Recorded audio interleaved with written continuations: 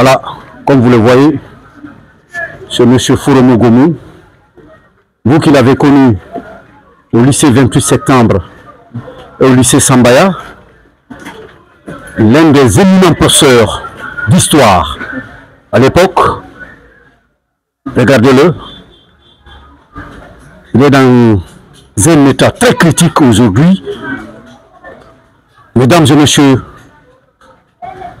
chers parents, chers élèves, chers anciens élèves du lycée 28 septembre et du lycée Sambaya, nous sommes au chevet de M. Foromo Gomu, l'un des meilleurs professeurs d'histoire de la République à l'époque, qui est dans un état aujourd'hui très critique. Son état de santé est très inquiétant. Comme vous le voyez, nous sommes venus lui rendre visite et demander un SOS pour cet éminent professeur, M. Foromo Gomu, qui a formé pas mal de cadres de ce pays, qui sont en train de gérer et qui ont géré ce pays, qui est dans un état aujourd'hui pitoyable. Je pense que si vous voyez, si vous regardez son pied, ce pied-là est gangréné. Et depuis fort longtemps, il est alité à la maison, les moyens lui manquent pour une prise en charge sanitaire. Pour autant, ce monsieur a tout donné pour ce pays. Ce monsieur a tout donné comme formation au fils de ce pays. Il est là aujourd'hui, fatigué, très là. Oui. Bonsoir monsieur. Bonsoir M. Bari. C'est avec beaucoup d'émotion que je vous reçois à la maison ce soir-là. Je sais que vous avez toujours été comme ça.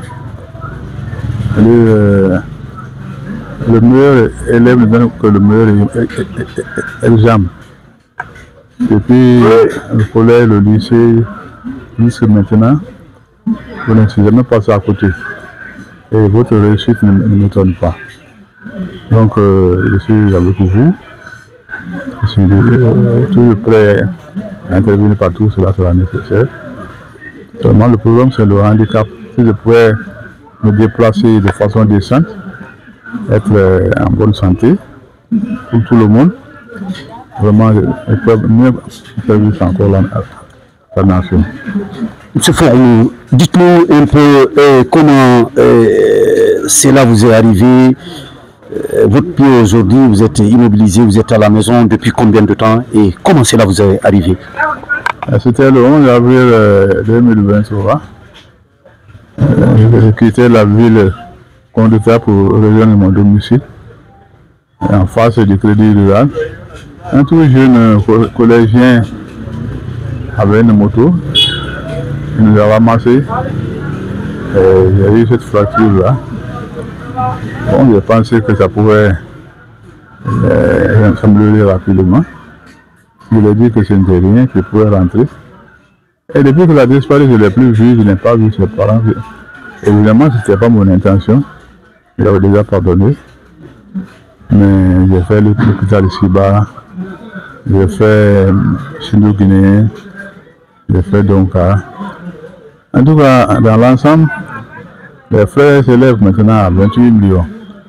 Et jusque-là, en 2 ans, 5 mois, je n'ai pas pu me déplacer moi-même.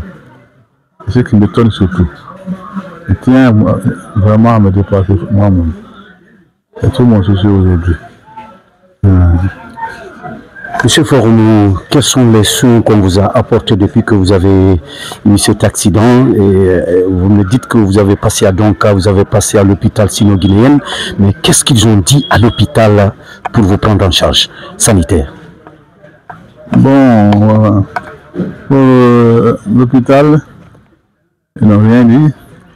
Mais mes anciens élèves comme les Oumasso, le recteur de l'université de l'Abbé, Binta Bari, ils sont venus en grand nombre me saluer Elle m'a apporté une somme modeste de contribution et ça m'a beaucoup donné la force. Mais les simples individus ne peuvent pas prendre la charge de ça.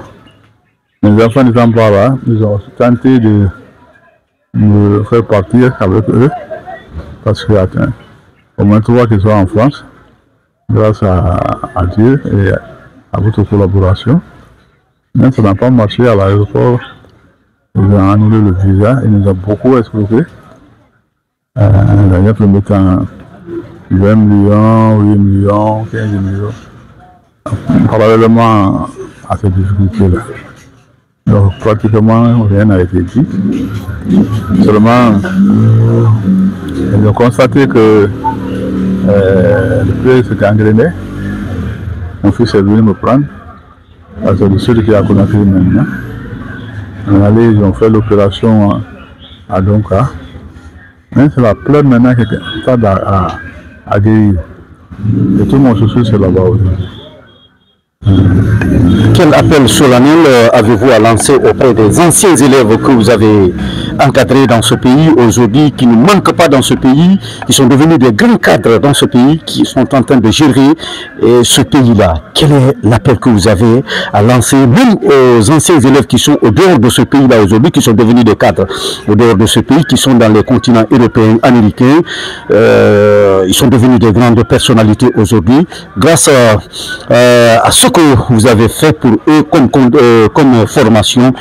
Quel est le message que vous avez à lancer à l'endroit de ces élèves? Bon, le message que j'ai à lancer, c'est de leur souhaiter de bonne chance. La vie, c'est une continuité. La vie, chacun a sa chance. Et je suis très mal placé en tant qu'éducateur de demander telle ou telle chose à telle ou telle personne. Mais si quelqu'un, par rapport à mes problèmes actuels, a des solutions, je souhaite qu'il me vienne en aide. Surtout, je veux marcher. Je veux marcher. Parce que pour aller même aux toilettes, il faut quelqu'un. Je vous donne un exemple. Il y a 3 jours, je suis tombé dans les toilettes. J'ai failli mourir. Il n'y avait personne. J'ai appelé, personne n'est venu. C'est finalement la fille qui loge chez moi ici. J'ai entendu. Elle est venue, elle a essayé de me tirer. Elle n'avait pas la force, elle avait menacé sur les gens pour me faire sortir. De sorte que il me faut une toilette mobile parce que si tu es isolé des autres et que tel cas t'arrive, la mort est certaine. En voyageant, il y a ce souci-là, il ne faut pas que j'ai ce besoin-là en cours de route, sinon il n'est pas une humiliation. Donc, je souhaite que j'ai les moyens pour cette autonomie au moins que Dieu a donné à tout le monde, hein, parce que Dieu a donné à chacun de pouvoir se mettre au moins à l'aise. Hein, je trouve qu'aujourd'hui, ce n'est pas possible. Si je dois rentrer à la maison, comme vous, c'est vous qui venez de donner l'exemple, et vous l'avez toujours fait d'ailleurs, c'est ce que je disais à votre jeune frère, vous m'avez toujours assisté. Il faut sortir le matin pour que l'air me frappe. Arriver à appeler au moins 10 personnes. Les gens ne regardent pas, ils passent. Donc, il faut...